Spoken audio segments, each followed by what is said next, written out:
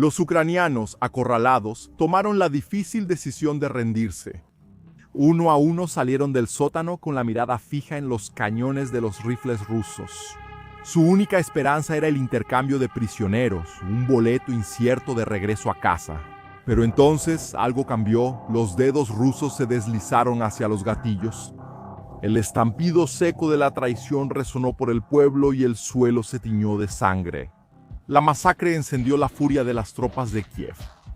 El pueblo se convirtió en un campo de venganza y en medio del caos surgió el antiguo enemigo de los rusos.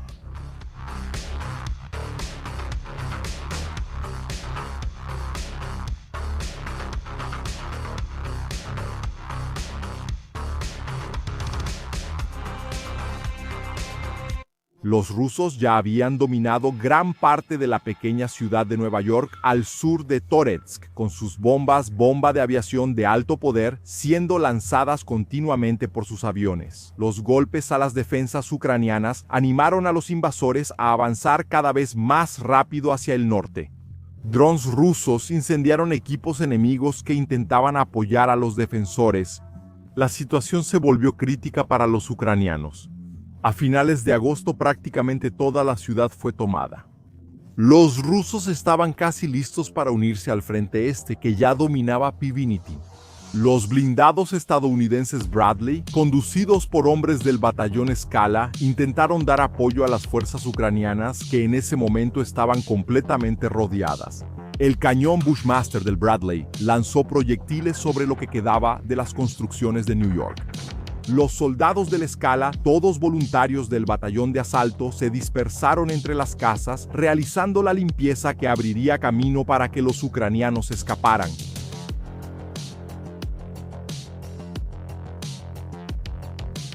Fueron de casa en casa, lanzando granadas en sótanos y baños, mientras Bradley disparaba más munición pesada contra los rusos. El Bradley avanzó cuando identificó una concentración de soldados de Moscú en los edificios. Sus disparos tuvieron que ser continuos para proteger al grupo de asalto que acababa de desembarcar. El objetivo eran los enemigos que aún seguían vivos dentro de las casas. Avanzaron por los edificios lanzando granadas y explosivos más pesados. En uno de los edificios, un ruso resistió más de lo esperado. Un ucraniano lanzó una granada por la ventana. Otra explosión que aseguró que el soldado fuera eliminado. El enemigo intentó sorprender al grupo de asalto. El dron alertó por radio, poniendo a los soldados en alerta. El ruso apuntó el rifle hacia los ucranianos, pero las AKs de Skala fueron más rápidas, clavando munición en el cuerpo del adversario. Él se unió a los otros caídos, esparcidos por las calles. Los soldados de Skala caminaron hasta la casa donde el último enemigo estaba escondido. Los rifles destrozaron las ventanas hasta que la munición acabó con la vida del invasor. Las explosiones de los drones de Skala sembraron el caos entre los grupos de asalto rusos, que intentaban mantener el cerco a Nueva York. Skala estaba enfrentando a los soldados de la 9ª Brigada de Rifles Motorizados. Ellos atacaban Nueva York desde hace meses, obligados a avanzar rápidamente. Uno de ellos era el teniente Mykola Volodymyrovich, ahora al mando de los grupos de asalto en la ciudad. Era irónico cómo había terminado ahí. Movilizado en 2022, vio eso como una oportunidad. Después de cumplir condena en 2015, la vida civil no le ofrecía muchas opciones. Nacido en Donetsk en 1989, Mykola incluso estaba en el rango de edad promedio de los soldados rusos actuales, diferente a 2022, cuando había muchos más jóvenes. Él sobrevivió desde entonces y ahora comandaba a los hombres del batallón penal dentro de la 9ª Brigada. Fue a ese grupo de soldados inadaptados o criminales que prefirieron la guerra a la prisión a quienes McCulloch ordenó que se prepararan. Los aviones estaban en el cielo otra vez, atravesando las nubes para lanzar más bombas sobre Nueva York. Las bombas de aviación de alto poder descendieron violentamente sobre la ciudad. Algunas alcanzaron edificios, otras explotaron en las trincheras junto a las filas de casas. Los drones despegaron para completar el trabajo. Sus cámaras especiales detectaron a los ucranianos escondidos. Los explosivos cayeron antes de que muchos pudieran darse cuenta, causando más muertes. El debilitamiento de la moral y del número de defensores le dio a Mykola la oportunidad de lanzar otro asalto a la trinchera.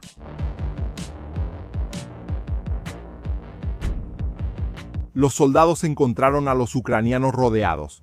Sabían que había pocas posibilidades de sobrevivir al cerco, incluso con Skala intentando liberarlos. La rendición era la única opción. Salieron del refugio uno a uno. Los rusos lanzaron granadas para asegurarse de que nadie más estuviera escondido. Después de las explosiones, disparando hasta el fondo del lugar, esos hombres que se rindieron tuvieron suerte. Estaban en el borde de la ciudad y fueron enviados al banco de intercambio de prisioneros. Los drones rusos siguieron presionando a los ucranianos.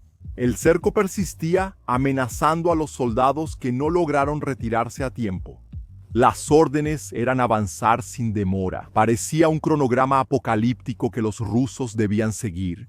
Retirarse, explotar, matar, montar posición, continuar, repetir. Los ucranianos enviaron un escuadrón de fuerzas especiales para ayudar. Sus combatientes pesados destruyeron los edificios donde los rusos estaban posicionados. Los disparos potentes desgarraron las paredes debilitadas por los bombardeos. Las municiones atravesaron las ventanas, destrozando el interior de los departamentos. El escuadrón avanzó protegido por los vehículos. La granada anunció su llegada. Entraron después de la explosión. Los rifles abrieron camino en las escaleras, pero se necesitaron algunas explosiones más para desalojar a los rusos. Uno de los soldados de Moscú terminó rindiéndose. Ni siquiera eso fue suficiente para detener las explosiones rusas. Tanto la Skala como las fuerzas especiales enviadas eran grupos pequeños y pudieron ayudar muy poco. Mykola envió a más soldados en medio de las detonaciones causadas por drones y bombas. Los ataques sorprendieron a las fuerzas ucranianas en retirada. Las granadas derribaron a algunos de los soldados, haciendo la extracción aún más tensa. Drones kamikazes y lanzagranadas continuaron cazando a los ucranianos rodeados. Entre los soldados enviados por Mykola estaba Vyacheslav Deliadin Gennadievich. Nacido en 1976, fue movilizado en 2022 y sobrevivió a más de 2 años de guerra. A diferencia de Mykola, no estaba ahí porque quería, tenía un buen trabajo cuando recibió la carta de movilización. La elección era la guerra o la prisión. Dejó a su esposa, hijos y una nieta recién nacida para ir al frente. Aprendió a lo largo de los años a no desobedecer órdenes en el ejército ruso, avanzar y avanzar. Ejecutar órdenes pisando sobre cuerpos de ucranianos o rusos. No importaba, Vyacheslav fue enviado en uno de los asaltos contra los ucranianos rodeados. Parecía demasiado fácil, pero entonces las explosiones empezaron a brotar del suelo frente a los vehículos.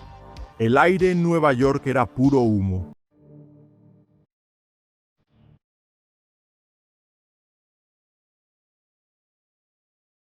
Vyacheslav desembarcó con su escuadrón, hizo que el grupo se apresurara y sobrevivió durante 2 años porque no se quedaba parado en áreas abiertas.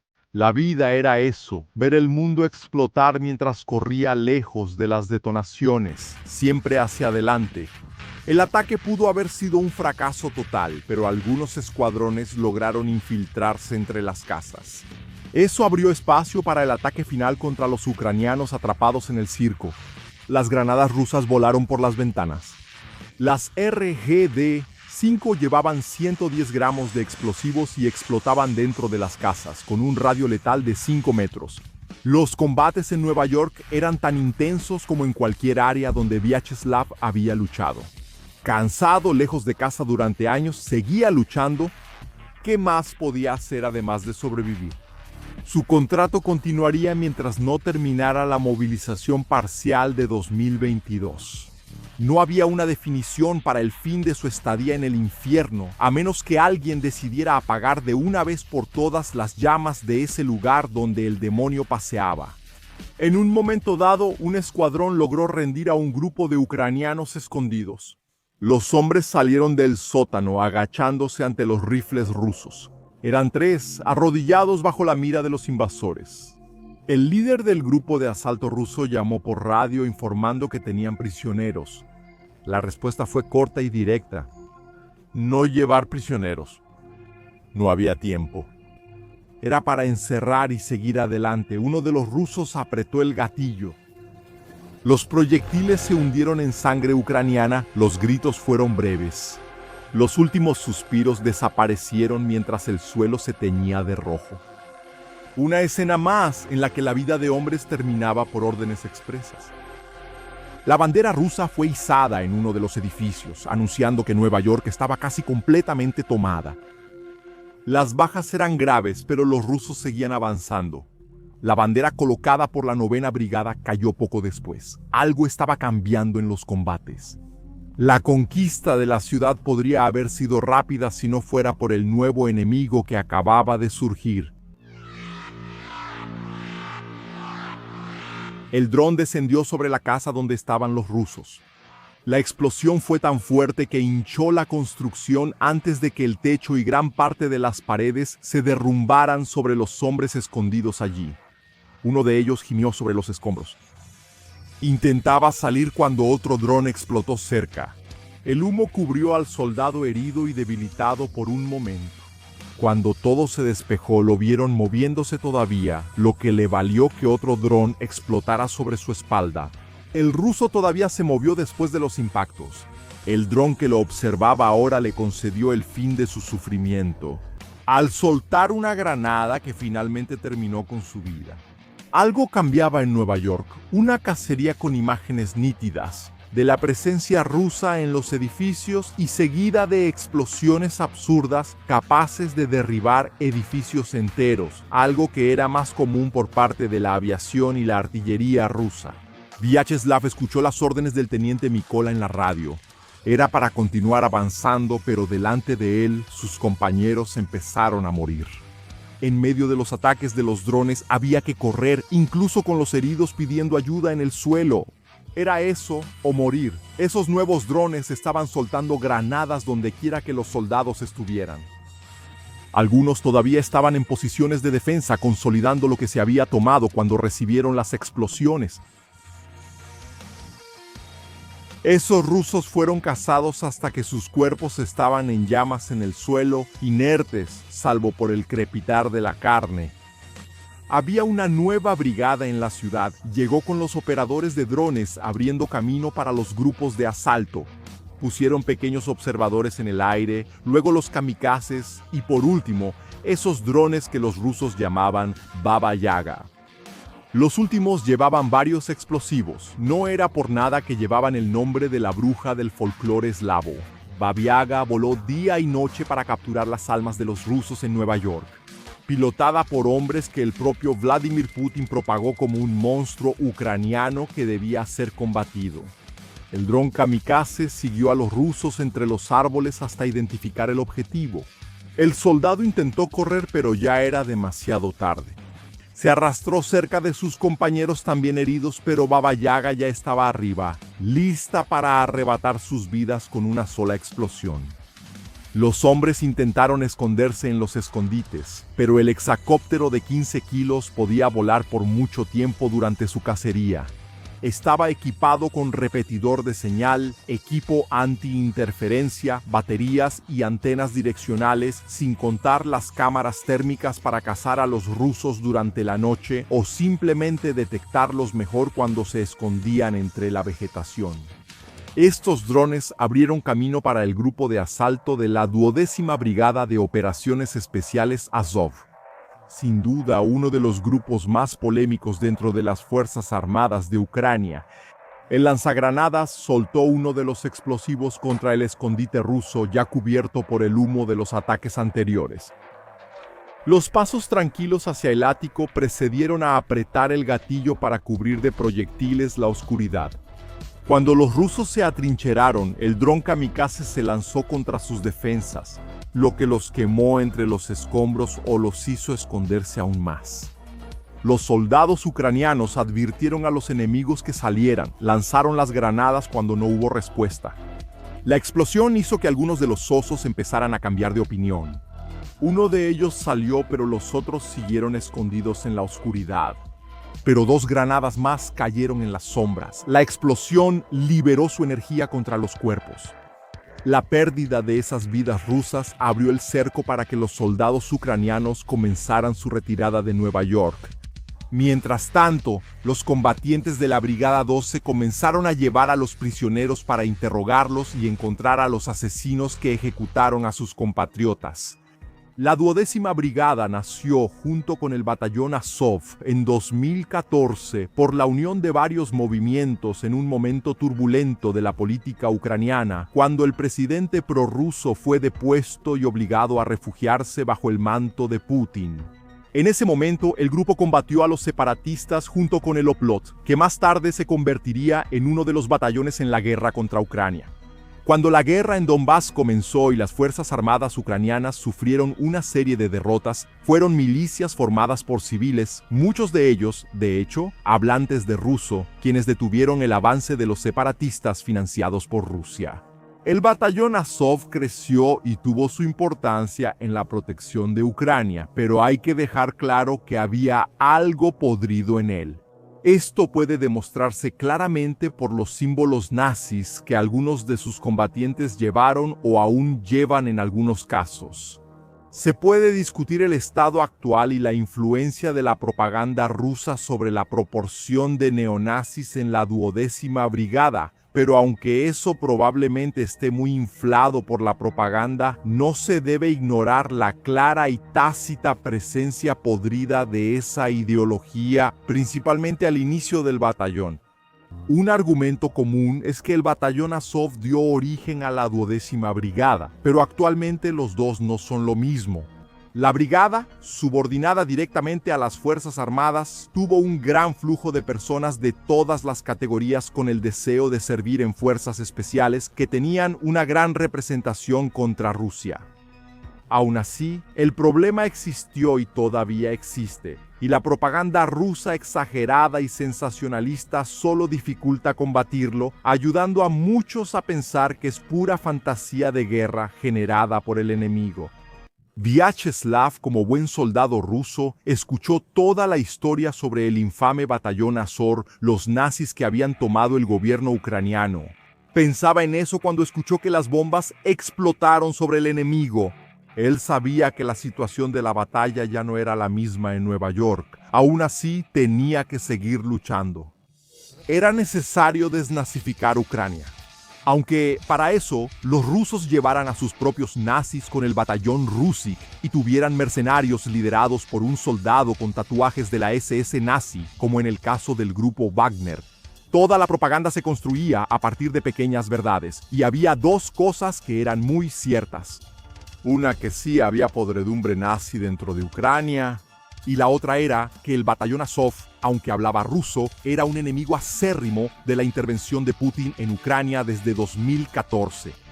Eso generaba una excelente propaganda de guerra, amplificando todo, transformando a todo un país en nazi y movilizando fuerzas rusas.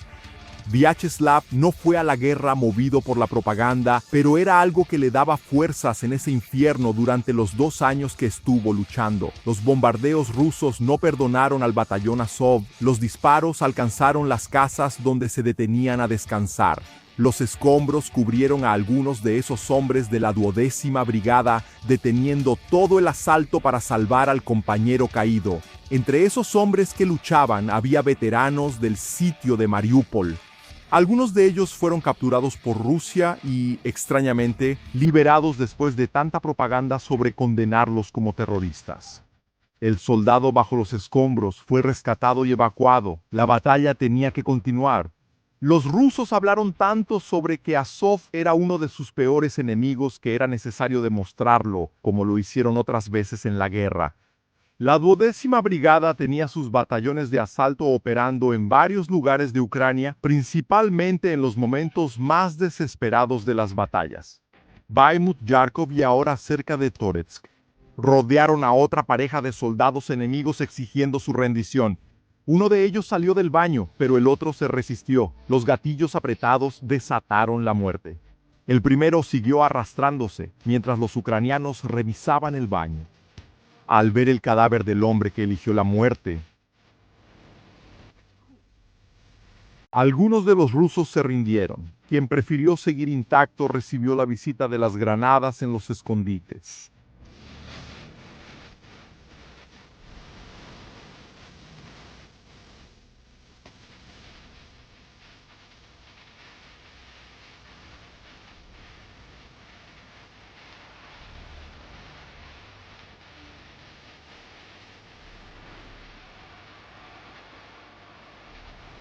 Vieteslavia acabó entre esos cautivos. Logró salir con vida cuando tantos de sus compañeros seguían siendo cazados por los drones de Azov. Soldados escondidos en trincheras murieron apilados por la explosión de las granadas de Babiaga, más muertes. Probablemente de algunos soldados que aún creían que no debían rendirse ante los nazis que los torturarían y los matarían. Tanta propaganda que solo generaba más muerte en el caos de la guerra. Pero la guerra, como siempre, era una extensión de la política, siendo por lo tanto un arte de la mentira y la manipulación de las masas. Siempre lo ha sido y siempre lo será.